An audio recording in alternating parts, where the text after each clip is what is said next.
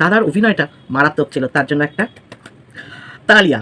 তো যাই হোক, আমার কিন্তু বেশ ভালো লাগলো শাশুড়ি বৌমা ছিল।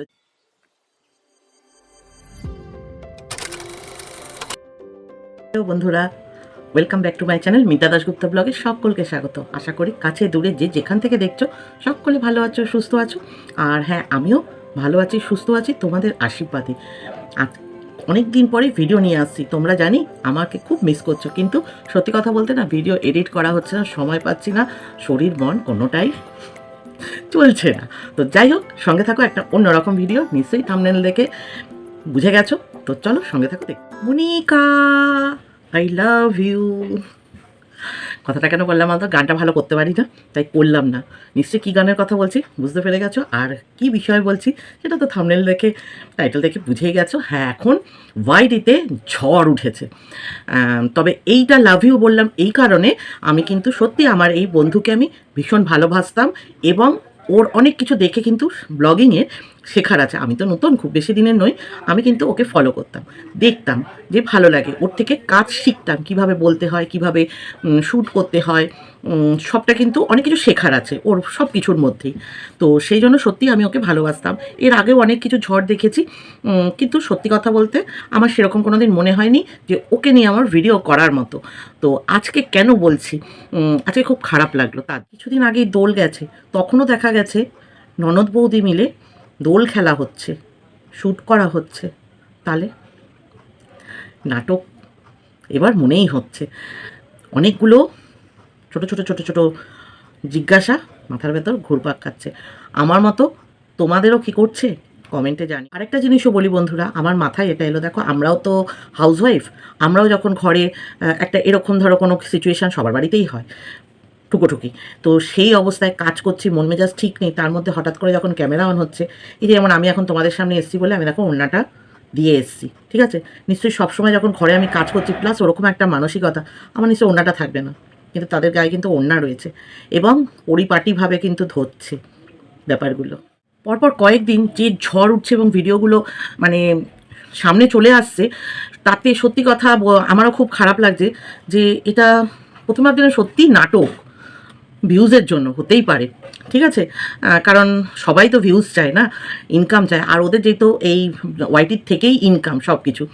যাই হোক, অসুস্থ হাজব্যান্ড, তাকে নিয়েও চলতে হয়, বাচ্চাটা রয়েছে, সব কিছু মিলেমিশে ও তো সবাইকে নিয়েই চলছে। এটাও আমার খুব ভালো লাগতো যে সবাইকে নিয়ে কি সুন্দর হাসি মুখে চলছে। তো যাই হোক, কিন্তু যখন বুঝতে পারছি যে সত্যি এটা নাটক, বাড়িতে অনেক কিছু হয়, প্রথমে একটা আমার খারাপ লেগেছিল হচ্ছে যে এটা সোশ্যাল করা, তারপর ভাবলাম সোশ্যাল যখন করেছে, এত কাঁচা মেয়ে ও নয়, এটা একটা নাটক হবে, কিন্তু সেই নাটকটা একটা চরম জায়গায় পৌঁছে যাচ্ছে। কিছুটা সত্যিই খুব খারাপ লাগছে যে ভিউজের জন্য একটা যে মেয়েটা ননদিনী, সে কেউ দুদিন পর পরীক্ষা না দিয়ে সেও এখানে লেগে পড়ছে।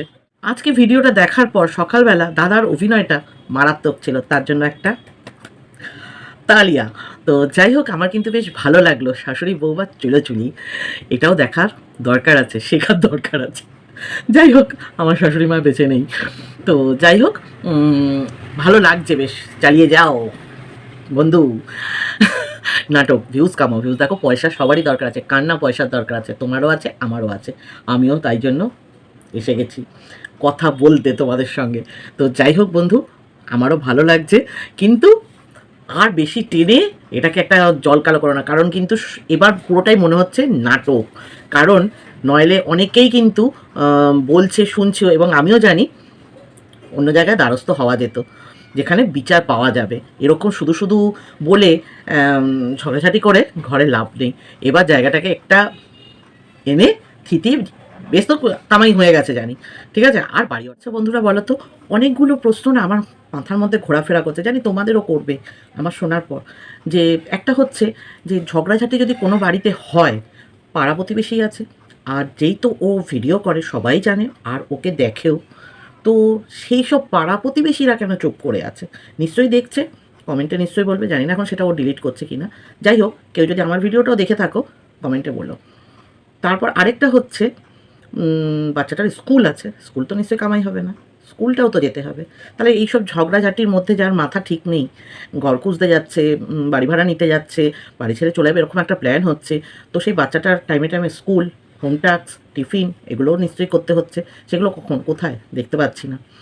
তারপরে সবসময় খাবার ভাগে ভাগে আগে দেখতাম শাশুড়ি মা বিতরণ করতো সব বাড়িতেই, মানে দাদার বাড়িতে, ননদের দিনদের বাড়িতে, সেটা কই এখন হচ্ছে না ঠিকই, কিন্তু দাদা তো নিশ্চয়ই দেখছেন।